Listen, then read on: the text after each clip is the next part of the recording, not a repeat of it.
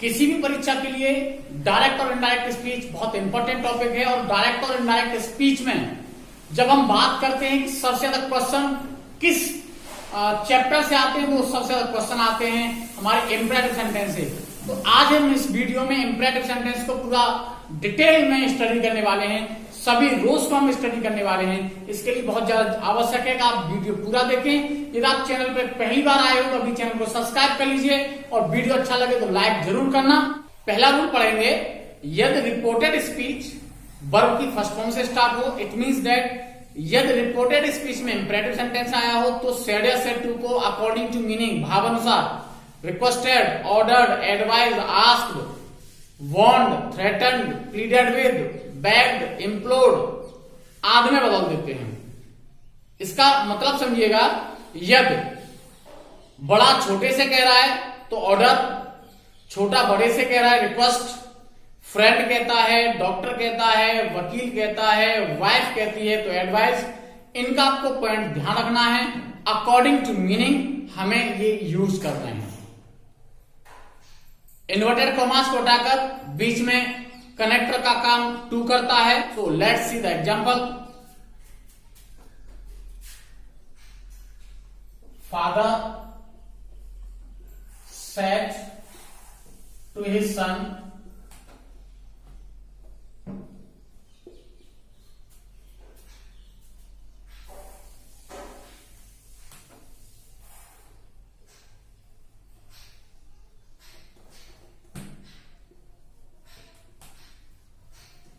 do your work।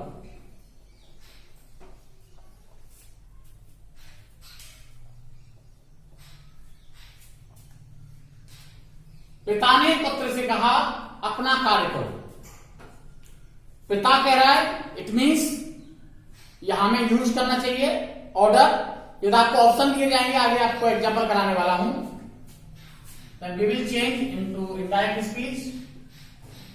father ordered his son to। Imperative sentence में चूंकि to जोड़ना आता है, टू वर्ब की फर्स्ट फॉर्म से जुड़ता है, तो वर्ब में तो कोई चेंज का ऑप्शन ही नहीं है, केवल आपको पर्सन चेंज का ध्यान रखना है। To do, your second person है, सन से चेंज हो जाएगा हिज वर्क।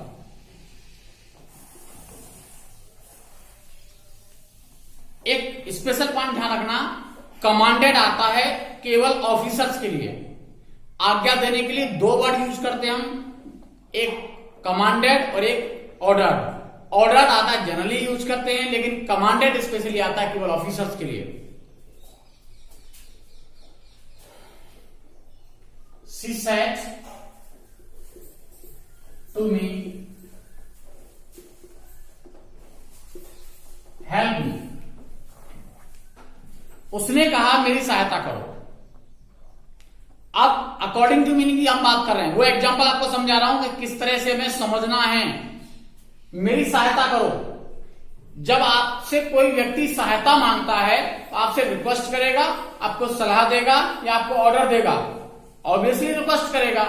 तो मीनिंग का मतलब है कि हमें इस सेंटेंस से भी क्लियर हो जाएगा कि हमें ऑर्डर यूज करना है, एडवाइस यूज करना है या रिक्वेस्ट यूज करना है। She requested me to help her। और इंपरेटिव सेंटेंस का सबसे मोस्ट इंपॉर्टेंट रूल आपको मैं बता रहा हूं इंपरेटिव सेंटेंस का, जिसकी वजह से हमारे कई बार क्वेश्चन गलत हो जाते हैं। उस मोस्ट इंपॉर्टेंट रूल को आप मत भूलना। वो मोस्ट इंपॉर्टेंट रूल है कि इंपरेटिव सेंटेंस को जब इनडायरेक्ट बनाते हैं, इंपरेटिव सेंटेंस को जब इनडायरेक्ट बनाते हैं तो इंट्रोडक्टरी ऑब्जेक्ट लिखना आवश्यक है। यदि आप इंट्रोडक्टरी ऑब्जेक्ट नहीं लिखोगे, इट मींस दैट वो आपका इनडायरेक्ट गलत हो जाएगा। एग्जांपल देखें, ही सेड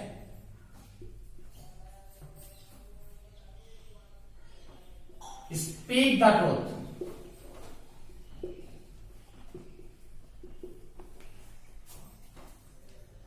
अब जनरली हमने एक नियम पढ़ा है कि हम यहां ऑब्जेक्ट कब मानते हैं, जब यहां सेकंड पर्सन का प्रोनाउन आया हो।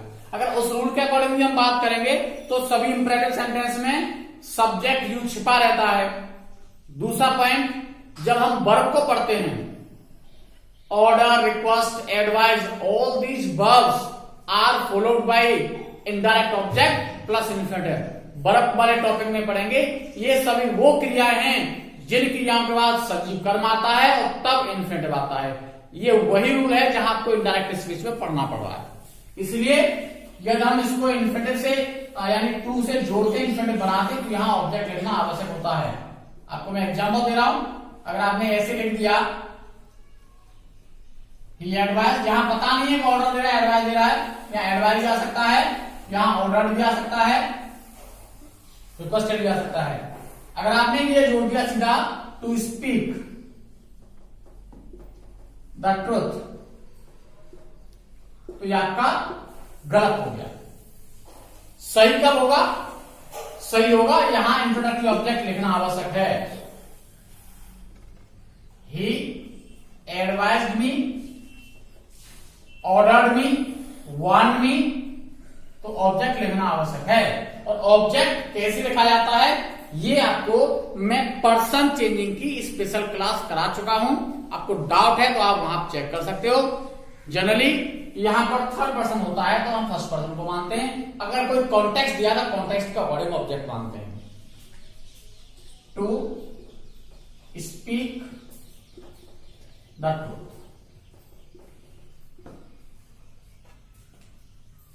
Then when we talk about rule number 2, यदि reported speech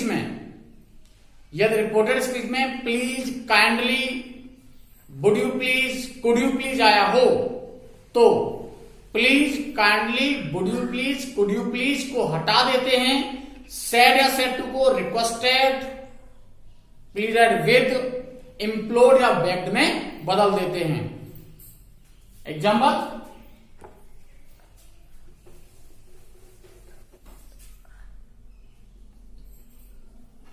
he said to his master, please forgive me, please forgive me। तो जहां प्लीज और काइंडली शब्द आ जाएंगे तो उनको हटा देंगे। सेड या said to requested, pleaded with, implored या बेग्ड में बदल देंगे। ऑप्शन आपको कोई भी मिल सकता है। ऑप्शन प्लीज्ड, प्लीडेड विद का भी मिल सकता है, रिक्वेस्टेड का, बेग्ड का, इम्प्लोर्ड का। आपको ध्यान रखना है कौन सा ऑप्शन सही है। ही रिक्वेस्टेड, जनरली आपने केवल रिक्वेस्टेड पढ़ा हुआ है, लेकिन यहां रिक्वेस्टेड पे आपका बेग्ड भी आ सकता है, इम्प्लोर्ड भी आ सकता है, प्लीडेड विद भी आ सकता है, his master, to forgive me, first person है, सब्जेक्ट से चेंज करेंगे him।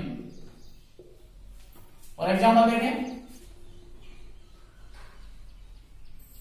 he said to me, could you please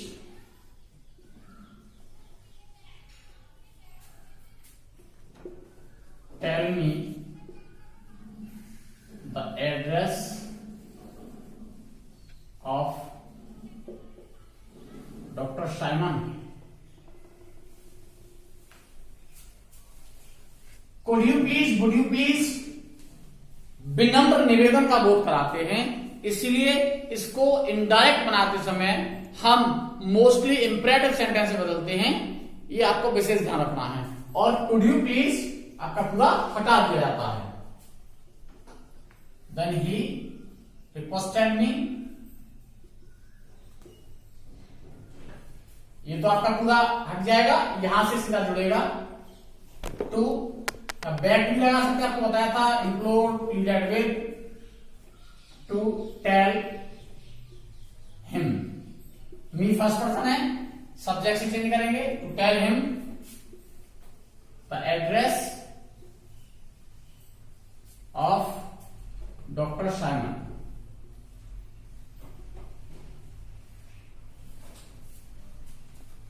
Then rule number third is if reported speech starts with do not or never, यदि reported speech do not या never say शुरू होता है तो हम सेम रूल फॉलो करते हैं, बस नॉट या नेवर, नॉट या नेवर इन्फिनिटिव से पहले आ जाता है। इट मींस नॉट या नेवर टू से पहले आ जाएगा।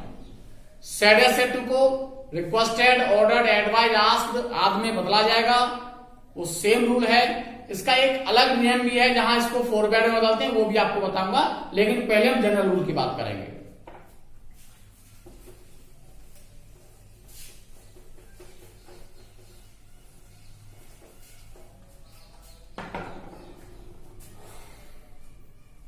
He said to his friend,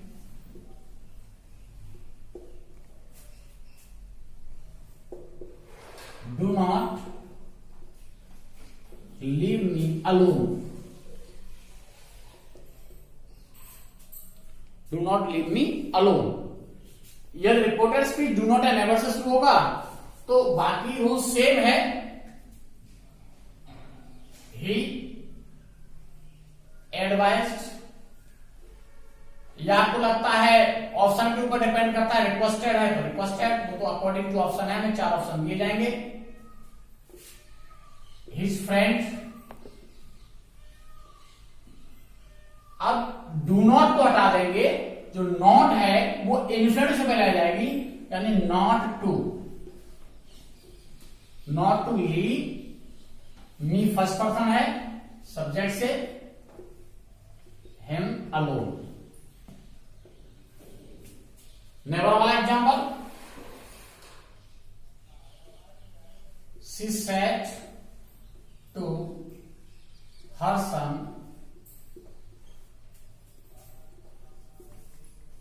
never come late.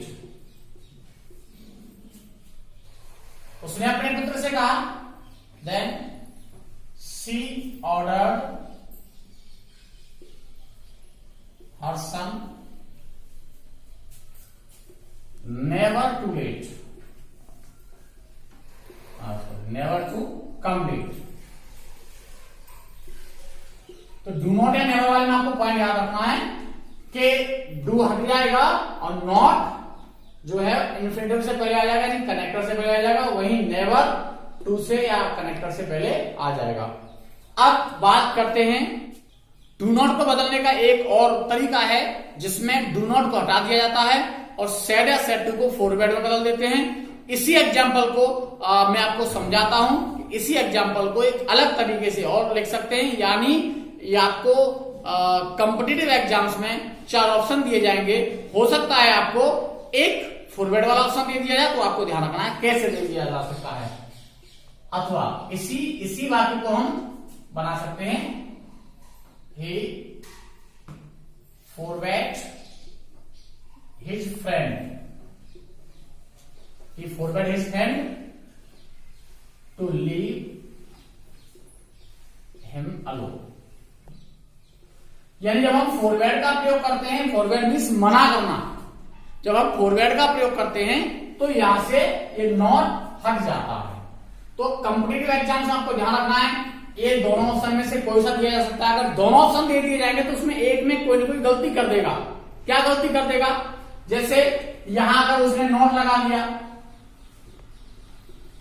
Not to leave, ये गलत हो गया।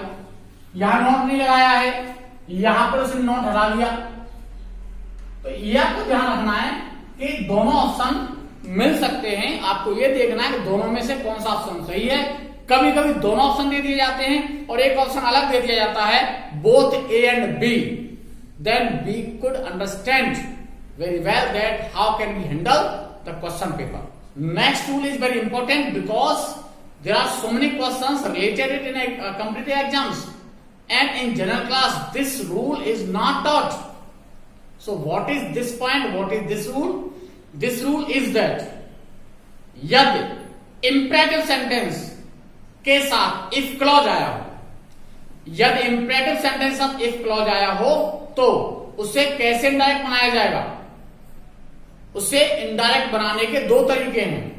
पहला तरीका कि इंपरेटिव सेंटेंस को आगे ले जाते हैं और इंपरेटिव के जनरल रूल्स को हम इनडायरेक्ट बना देते हैं।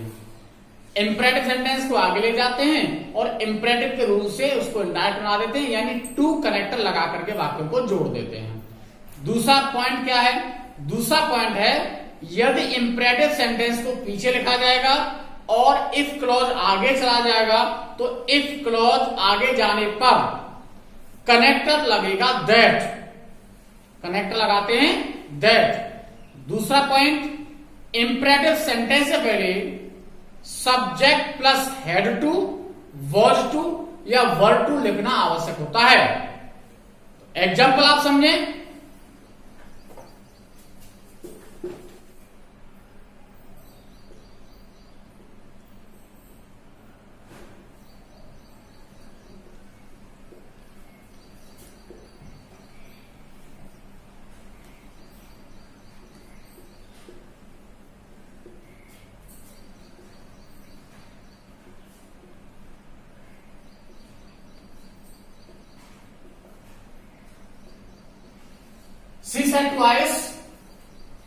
She said twice, if you want to meet Mohit, come at 5 o'clock। Imperative sentence जुड़ा हुआ है इफ क्लॉज से। जब इंपरेटिव सेंटेंस इफ क्लॉज से जुड़ा हुआ है उसको दो प्रकार से बताया जाता है। दोनों तरीके आपको मैं बता रहा हूं। She told आयुष, यहां कभी कभी इंपरेटिव में टोल्ड आ जाता है, आपको ऑप्शन दिया जा सकता है। अगर आस्क है तो आप आस्क को चूज करिएगा। शी टोल्ड या आस्क आयुष, अगर हम इंपरेटिव को आगे ले आएंगे टू कम एट 5 PM, पहला तरीका सरल हुआ 5 PM, ये पीछे चला जाएगा। इफ यू को चेंज करेंगे आयुष से ही, प्रेजेंट इंडेफिनिट का past indefinite, wanted to meet Mohit. And second point, यदि इंपरेटिव सेंटेंस पीछे लिखा जाएगा तो क्या करेंगे? तब तो आपको ध्यान रखना है, यहां टोल्ड ही करना पड़ेगा। She told Ayush that. जो हम यहां इफ क्लॉज को आगे लिख रहे हैं इसलिए कनेक्टर यहां दैट आएगा। इफ यू को चेंज करेंगे आयुष से he wanted to meet Mohit, comma. Imperative को अब हम एक दैट क्लॉज में बदल रहे हैं क्योंकि हमने यहां दैट कनेक्टर ले लिया है। अब यहां देखिए दो कनेक्टर हैं, दो कंजक्शन है, दैट भी और भी है।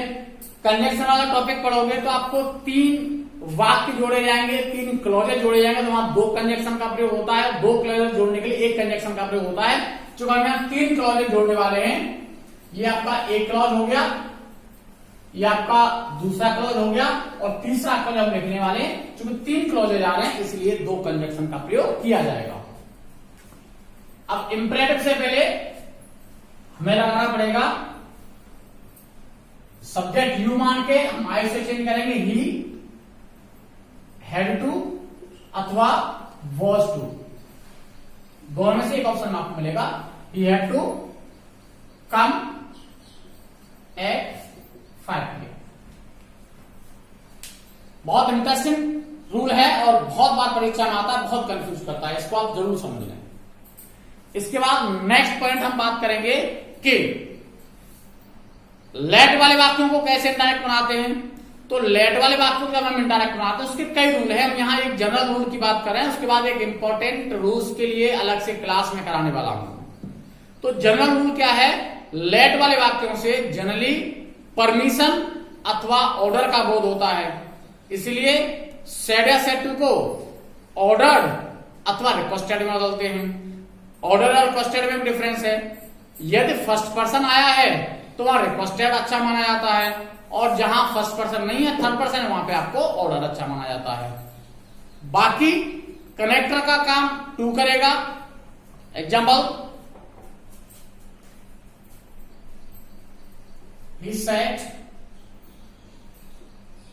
to his father,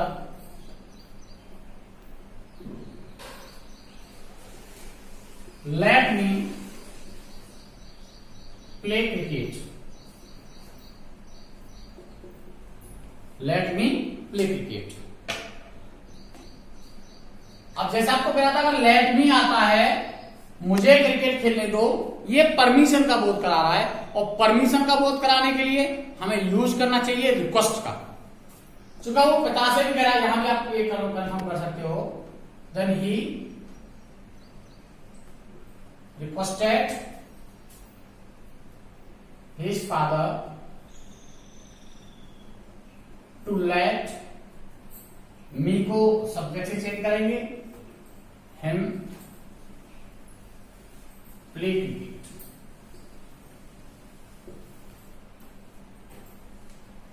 एक एग्जाम्पल और देखें। She said,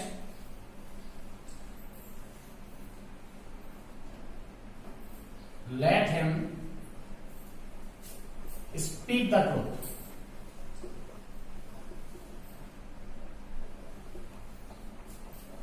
Let him speak the truth. So, अब जैसे यहां ऑब्जेक्ट नहीं रखा है तो आपको ऑब्जेक्ट लिखना आवश्यक होता है। क्या आपको बताया था मैंने? She ordered me, him, her, etcetera, कोई भी ऑब्जेक्ट आप लिखेंगे, टू लेट हिम। तो हिम थर्ड पर्सन है, to let him speak the truth. और इसके बाद बात करते हैं कि लेटर्स वाले वाक्यों को कैसे इनडायरेक्ट बनाया जाएगा। तो लेटर्स वाले वाक्यों को इनडायरेक्ट बनाने के दो तरीके हैं। एक बहुत पॉपुलर तरीका है। वो पॉपुलर तरीका क्या है? यदि रिपोर्टेड स्पीच में लेटर्स आया हो तो सेड या सेड टू को सजेस्टेड या प्रपोज में बदल देते हैं। इन्वर्टेड कॉमास को हटाकर बीच में दैट लगा देते हैं, यानी इसको हम दैट क्लॉज में बदलते हैं। इन्वर्टेड कॉमास को हटाकर बीच में दैट लगा देते हैं, और लेटर्स को हटाकर according to meaning we should या दे शुड लिखते थे। ये पहला एक जनरल रूल है। दूसरा रूल क्या है कि सेड या सेड टू को सजेस्टेड में बदल देते हैं, और लेटर्स को हटाकर वर्ब को जीरंड कर देते हैं। ये दूसरा नियम जनरली नहीं पढ़ाया जाता है। ये आपको मैं टॉमसन मार्टिनेट की प्रैक्टिकल इंग्लिश ग्रामर के अकॉर्डिंग बता रहा हूं। उसी के अकॉर्डिंग ये आपका रूल बताया है, उसी के अकॉर्डिंग ये आपको रूल बता रहा हूं। तो परीक्षा में कई बार हमें ऐसे क्वेश्चन मिलते हैं, हमें लगता है क्वेश्चन गलत है। वो क्वेश्चन गलत नहीं है, वो क्वेश्चन हमने पढ़े नहीं है। So let's see the example.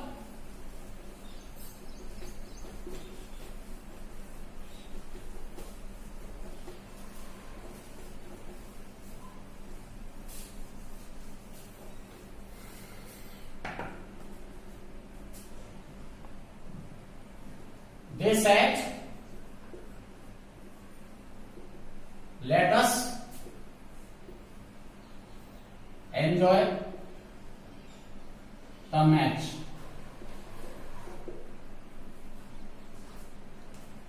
Let us वाले वाक्यों को दो प्रकार से इनडायरेक्ट बनाया जाएगा। पहला तरीका है they suggested that,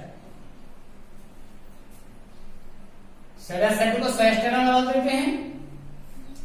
लेटर्स को हटा करके वी शुड या दे शुड, यानी फर्स्ट पर्सन आया है तो वी शुड, अगर थर्ड पर्सन या सेकंड पर्सन है तो दे शुड। तो यहां पर they should enjoy the match.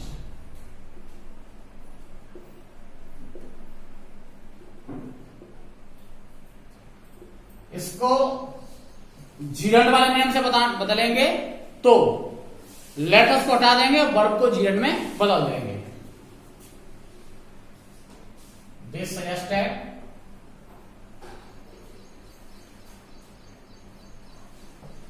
enjoying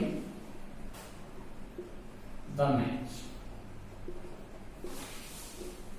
ये कई बार एग्जाम्स में आता है, आप कंफ्यूज हो जाते हैं, इसलिए आपको ये बता दिया है। ये थी हमारी इंपरेटिव सेंटेंस को लेकर के विशेष क्लास। आपको कैसा लगा आप मुझे कमेंट करके बताएं। यदि आप चैनल पे पहली बार आए हैं तो चैनल को भी सब्सक्राइब कर लीजिए। यदि वीडियो अच्छा लगे तो लाइक जरूर करिएगा।